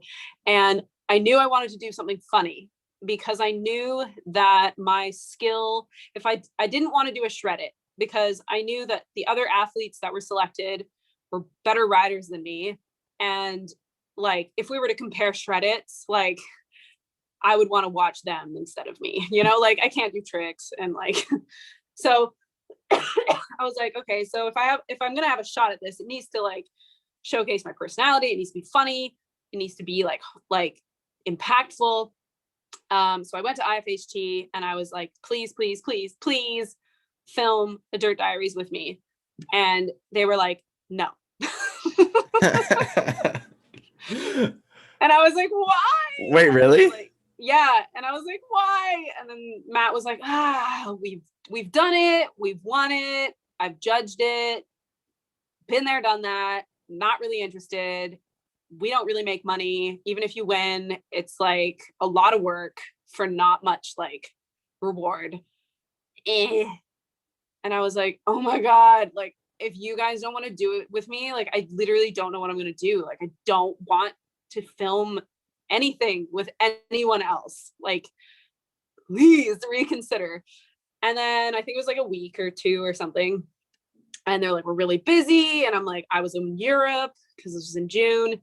I was in Europe. Our schedules were like not lining up. He was like, he's kind of softening up a bit. Then he's like, okay, we should do, and he's like, well, this actually could be interesting. We should do an all women's thing because you're the only girl selected. And I was like, I don't know. Because a lot of the women's content that I'd seen was like pink tutus, you go girl, yeah, chica, like screw it. It's like, yay, us. And that's like not my personality. And I was like, I don't want it to be this like cringy, like pink it and shrink it, you go girl, woo girl vibe. I was like, I'm kind of scared of that. And then they were like, well, you're in charge. And I was like, oh my God, you're right. Like, I get to choose. Like, this is an amazing opportunity for me to really delegate the all female content piece that isn't all like, I don't know, coddling and whatever. That pink it and shrink it thing, I'd never heard that before. That's really? such an interesting, pink it and shrink it. Yeah, That's like, so prevalent. Well, at least that was like a thing. That was a thing that was like huge in the industry when there started being like just at the very forefront, when there started being more women and the industry started going like, oh, hey, actually, we should like start making stuff for women. And then it was like, how do we do that? Oh, pink it and shrink it. Like, look, it's small and women specific and it's pink. Yay, there's butterflies on it for you. And it was that whole thing that I was like, no. Like, that's not my vibe. And then I was like, okay, well, we could do it if it's like, they're like, well, what happens if we do like a music video? Because you like music. And I was like, oh my God, a music video would be so fucking sick. And I'm like, can it be like, I'm like, I only want to do it if it's like Beyonce vibes, like empowered, like badass, strong woman kind of vibes. And they were like, yo, like, yes. And then the ball started rolling. And then it was like, what about Kendrick Lamar's Humble? And I'm like, yo, that's my favorite song right now. And it was like huge at the time. It was like, yeah, like pop, number 1 or whatever. And I was like, yes. And so then they said, like, obviously, then we agreed. Yes, they'll do it. Yes, we're stoked. And and then our schedules, they're like sick. So like, when are we gonna have time to do this? And we had 9 days Wow. where both of us weren't doing something. And just for perspective, you're given like 3 months. Yeah, same. I was similar to you with because I did Dirt Diaries also. Yeah. And I feel like a lot of people take advantage at the time, and I was not one of those people. Yeah. But So not like, not to you're given intrude, 3 but go months, ahead. like just for perspective, some dudes like build their own trail, and like like there's like a lot of time and work that goes into these videos, some like a lot of the time. And so when we discovered we only had 9 days, I was like, oh my God, are we actually going to be able to pull this off? And it was like, okay, we need to be organized. We needed to have shot lists. And that was when it was like, well, why don't we take inspiration from the actual music video, the Kendrick Lamar music video? Because if you watch the Kendrick Lamar music video and you watch For the Girls, it like For the Girls is a parody. Like it took and it's not making fun of Kendrick Lamar. That like I just really want to like Clarify that. clarify that. But we took inspiration because his music video was so cool and the song is so amazing and the beat and everything like that, that we totally took inspiration from him, which made things a little easier for us given the time crunch. And yeah, we just banged it out in 9 days and it was insane. And it was like such a scramble because it was like, okay, we need a lot of girls in the background. And this was another huge realization for me. It was like, I don't ride with girls really. Like, I don't really have very many girlfriends. I have like 3 in the Sea to Sky that like ride bikes. And so I met a lot of girls who I'm still really good friends with, like Haley Lease. I met her during For the Girls and she was a huge help, big organizer. And me and her are like best friends now. And yeah. Like, I know a Yurko, she was kind of my intern in Rotorua last year. She was in there and like, yeah, it's pretty cool. I actually rewatched the video the other day and I recognized so many more girls in it. And I'm like, oh my God, these girls are like friends of mine now. And it just like brought us all together, or at least brought me to them because I didn't know, maybe they already all knew each other, but yeah, so it was just like this mad scramble. And I was like, from like, please just show up, wear all black, like be at the freight train containers at 3 p.m. wear a helmet. Like, thank you. Yeah, and it came together insanely and it was hugely successful. And oh yeah, I wrote the song based on my experiences in the industry. A lot of the stuff we've already just talked about, feeling like I didn't belong and like all this stuff.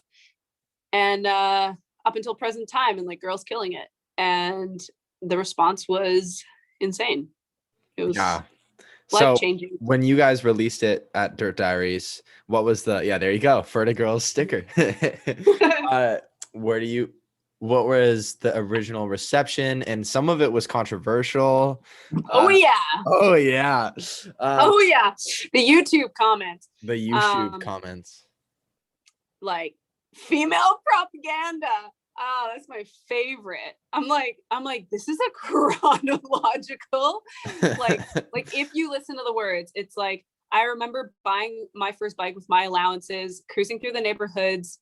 Like we were crowning this, looking back at good times. Oh my God. I can't like talk it. I have to like rap it. Let's hear it. God, I remember buying my first bike with my allowances, cruising through the neighborhoods. Like we were crowning this, looking back at good times in the park where my big brother lived. School grades growing, boobies checking, dudes I like, what time is it? World, what are you doing with these girls with their tops up, oiled up, almost nude? I was dealing with that fake stuff. I don't want to be petty, but at 16, this was messed up. Model in bikinis for some freebies, better shape up. Seeing all this sleazing got me feeling in a funk. Stuck on being me, but all that pressure almost won. If I wear bikinis, do some wheelies, could be fun. hold up, this is too much. Can we please just do some runs? Her last whip just went viral. It's crazy how just that verse just summarized a lot of like what we've talked about over the last hour and a half. Exactly. Yeah, that's crazy. Exactly what it is. Yeah. And when you listen to the words, like present day, all the girls be on fire though. Casey Mann and Tracy Hannah on that payroll, talking about the racing and how girls are getting paid now. Quit your slow-mo, take a seat, bro. And then it's like sit down, we're here, we're making a difference, we've arrived, like the women have arrived and we want to be recognized and respected, and it is our time now. And it was never meant to bash men. Like it was never like I know it says sit down, bro, be humble, but it was more like it's not like it was more like sit down, humble yourself and watch us, because like we also can do what you're doing. It wasn't like you're I don't know. Yeah, so the responses were funny because I think a lot of men or like there was like this like misinterpretation that I was like bashing men and like hating on men, which was not the case. And then there was also the like really like crazy feminists that were like, yeah, like men suck. And I'm like, I was getting these like huge rants from women being like, men are like the reason why, like all this stuff. And I'm like, whoa, whoa, whoa, whoa, whoa. No. Like, well, that just showed that like it got people fired up. Yeah, and you just opened a can of worms for sure, like yeah. within the industry. And it couldn't have happened at a more perfect time. It was like the perfect storm. The Me Too movement was happening right at that time. So just like women speaking out about their experiences suddenly wasn't it was suddenly accepted. And in not just the bike industry, in the world. And before that, I think whenever a woman would speak up about something being hard or like inequality of men and women, it was like, oh my God, she's being whiny, or like she's a bitch, or she's just like a crazy feminist, or like the stories weren't being heard. It was more just like there was a defense as soon as like a woman being like, hey, this kind of sucks. I think the attitude before that was like, why don't you just be quiet and try harder? And with the whole Me Too movement happening and women talking about their experiences, For the Girls came out, and it just made it easier to be like, fuck yeah, girl, like you speak your mind sort of thing, instead of like, oh, here we go, another like whiny feminist, because that was like a very common reaction to these sort of things in the past. So I feel really lucky that like it all seemed to come together, and it was for the most part really widely received in a positive way from men and women and people in and out of the industry. I was definitely so freaking nervous to show it. I was like, are people gonna get it? And like, if you haven't seen the video, go watch it. There's a part of it where I'm talking about that stage in the industry where a lot of women were being kind of like exploited in the showgirl kind of era. And I am dressed up as a bomber girl, and I'm like dressed up in latex or whatever. And in a place, and it says man cave behind me, and like I was really worried about that coming across in the wrong way. But if you listen to the words, I think the message is pretty clear. But there was a few people that were like, oh, so she's like wanting equality for women, but she's dressing like a slut and like to get attention. And I'm like, no, it's a parody. Like, I'm like, listen. Well, I mean, people are gonna internalize it in different ways based on like the baggage that they carry going into it. Totally. And then they're gonna broadcast those perspectives on the interwebs, and then you are going to get to see them. Yeah. So well, and this is the thing that I've kind of learned is since that is like, if you're not getting a reaction and you're not like pissing at least a few people off or like causing controversy, you're not having an impact. Like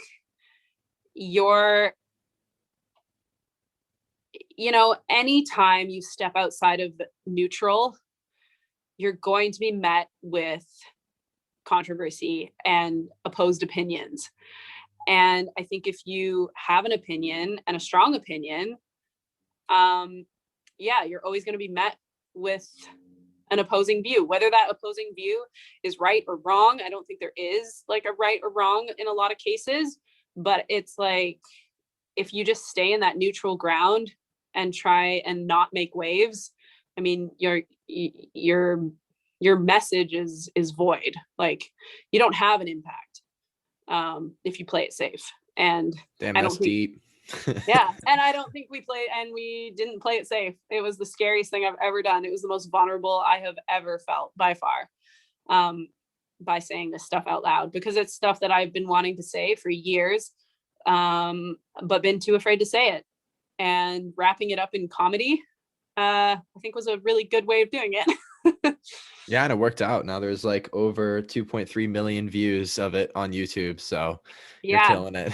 Insane. Yeah. And it's hopefully gonna only get bigger, and we're trying to invest in the brand this year. So I think my focus is really trying to grow Ferta Girls into something more than just music video and some stickers, because it already is a movement. It already was like a huge catalyst for women in the industry, and I just want to like put the effort and time into making it into what it deserves to be. I think like what it could be. So that is currently in the, what do you call it, not back burner, Works. in the pipeline, in the works. In the works. I don't know. Yeah. So yeah. So I was just gonna say, so then since then, what have you been up to and what have you been focusing on? And it sounds like that's been a lot of it. And like the platform that you kind of gained, and I assumed that it like allowed you to like go into the things that you're doing nowadays. Yeah. So after Ferta Girls, definitely massive springboard. And I mean, I always, Ferta Girls overshadows a lot of things, but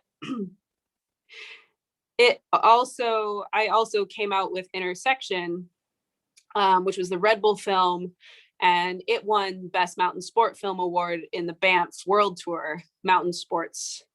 So that's like across all like rock climbing and all that stuff. So, and in that one, if you haven't seen it, I ride through my artwork, and that was our first, like, how do we combine the creativity and the biking? So even though it came after Ferta Girls, it was actually created before Ferta Girls, a year before.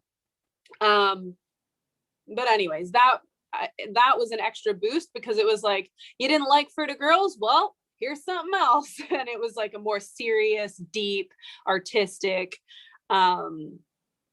piece.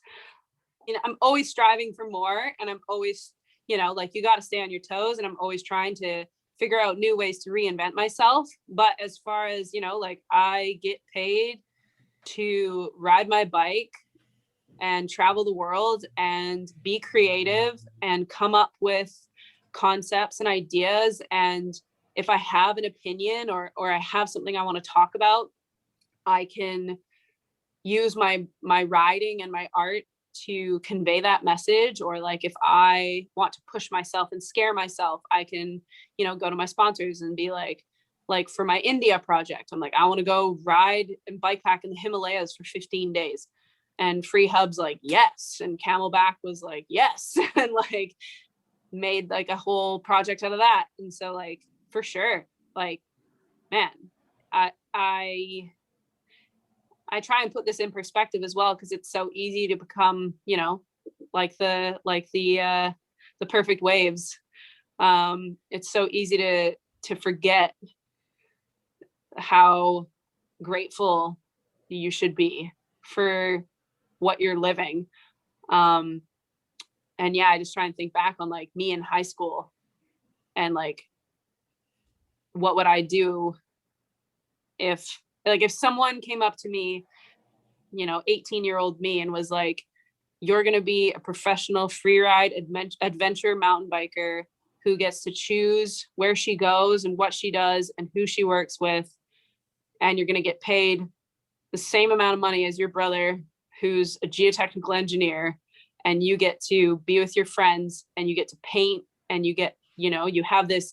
And another goal that has always been a goal of mine is to have a lifestyle brand. And now with Ferta Girls and developing that in the past few months, that's happening too. And it's like, you're going to have a lifestyle brand. You're going to be a professional artist. You're going to do commission paintings. You're like, this next month I have a mural that I'm probably going to be painting. And it's like, man, if someone came up to me as an 18-year-old and just said all of these things that were nothing but pipe dreams, like I never thought in a million years that my dreams would actually become a reality. And it's insane. And I'm like, oh, is this real life? Like, wow, that's amazing that you can say that. Yeah. And you're so young, Yeah. like you're 32. I know you said you're old, but in reality, No, I know. I'm not old. Well, I'm never gonna grow up. But yeah, There you go. it's insane. And I don't know if I got horseshoes up my butt or if I actually do have that work ethic that I say I wish I had. I mean, obviously I work really hard, but yeah, it is crazy. Like even just saying that out loud right now, I'm like, like these are things that I've been dreaming since I was 14. And maybe that's it. Like if you have dreams, like holy, just work your butt off at making them a reality, because, it took me however many years, but I'm there. It's like took me 17 years, or I guess it took me 15. It took me a good 15 years until I started making money at mountain biking. wow. Yeah. That's Yeah. nuts. Day in, day out, busting my ass. So, but now I can say I am living the dream. So yeah, never give up on your dreams. Never give up, kids. Never give up. Amazing. Well, But do you I'm have serious. It's like, man, yeah, crazy. nuts. Do you have What would anything what I else would to have add? done. I don't know. It's like dark out now. That was such a good like last bit. I was so psyched to hear that you're just happy where you are and that you found your dreams and you've Yeah. accomplished so much. Yeah, I'm hyped. I'm like, okay, what's like I will always be a person that's like, what's next? What's more? Okay, this is sick and I love it, but like, what else? Like, how can I level up? And I think just doing that and checking in with yourself and like always being grateful for what you have, but then always being focused on, improving and learning, like never believing that you're done, done growing or done learning, because that's where you become stagnant and that's where, your dreams kind of die. Because like the world, like you think about technology, I like using technology because it's like a freaking new iPhone comes out every freaking 6 months. I'm like, I have the iPhone X and like suddenly now that's like a relic. But it's like you look at how fast our world is moving and how fast technology is progressing and like all of this stuff is happening. If you stay stagnant, you're going to be left behind. Like the whole world is moving forward. Babies are being born every day. I've got freaking Max trying to take my job, like Bruh, I'm not trying to take your job. Just yesterday you were born and now you're doing a podcast. Like life moves. So like, yeah, just always looking for that next goal to hit. Yeah. Hell yeah. I like to hear it. Yeah. Yes. I Damn. feel like part of this is me like yelling at you a little bit and like telling you like, Max, don't give up on your dreams. Bruh, I could use that every once in a while. It's a We good could all use that every once in a dude. while. I know. That's why I'm trying to give this to the people. Yeah, Have the good. people listen to it so they get So all sick. inspired. I love the Saw action. sick. I love the I'm gonna do this and now you're doing it. That's how Hell yeah. shit gets done, man. I'm trying to put them out, and it's Yeah. fun to like, because a lot of the time I just do things and then I quit after a little bit. But I've done, this will be my third or fourth week like posting, and I've already recorded like, so I've posted, this will be 5 or 6, and I've Nice. already recorded like 16. So Oh I my have like god. yeah, Look at you. You're set for like the next freaking. Are you doing one a week? it's 2 a week, one guy, one girl. Wow, that's Because awesome. I think a lot of the time men have men on their podcast and women have women, but Oh yeah. it's not like balanced enough, and half the people on this planet are dudes and half are chicks, so I figured Yeah. I should talk to both to get a good perspective. Yeah, that's Yeah. super smart. And unless you do something drastic, you're probably always going to be a dude. So Yes. you can't change you can't change that. So you might as well bring the other half on. Yes, for sure. And if anyone that isn't a dude or a chick and they identify as whatever they want to be wants to come on, they can do that as well. It's not Totally. just chicks. Totally.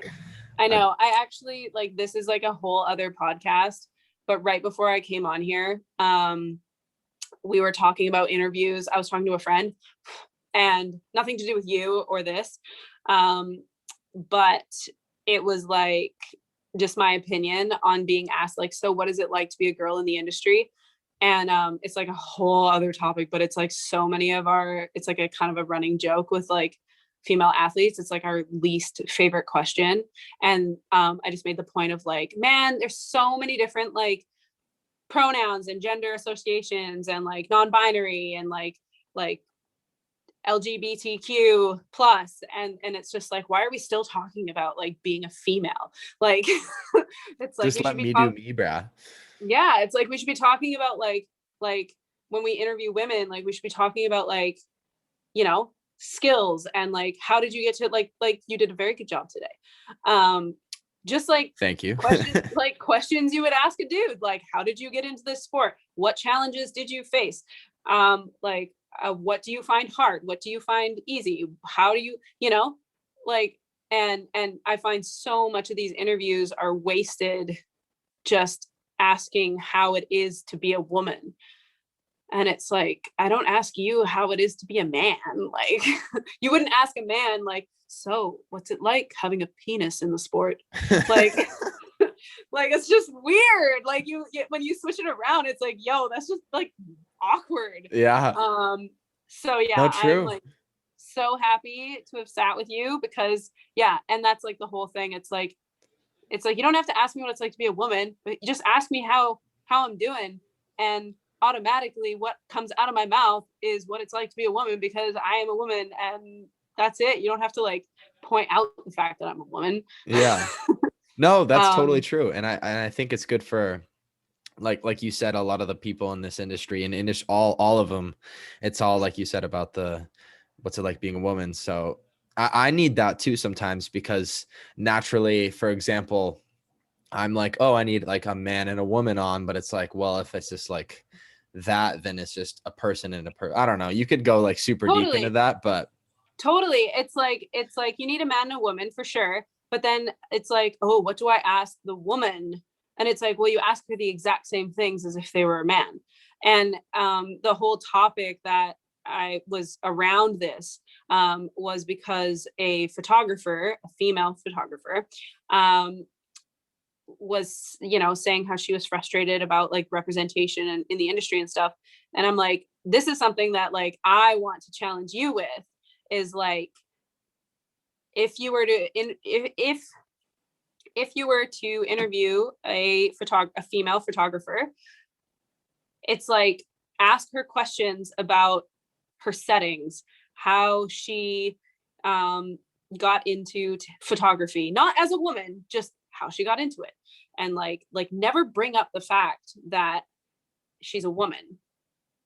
And like, how would that interview go? And I feel like in a lot of interviews, there was just so much time and like attention put into the fact that they're a woman that you're not actually listening to the knowledge and the advice and the expertise that these people have and like getting really into like, you know, getting really into like stuff that you could use for what they have to say, because like so much of the time is just wasted on like, oh well, you know, as a woman I didn't feel accepted, and it's just like, man, we've heard that song and dance so much, we're over talking about it. Like, ask me what my freaking shutter speed settings are when I shot this amazing photo that got an award.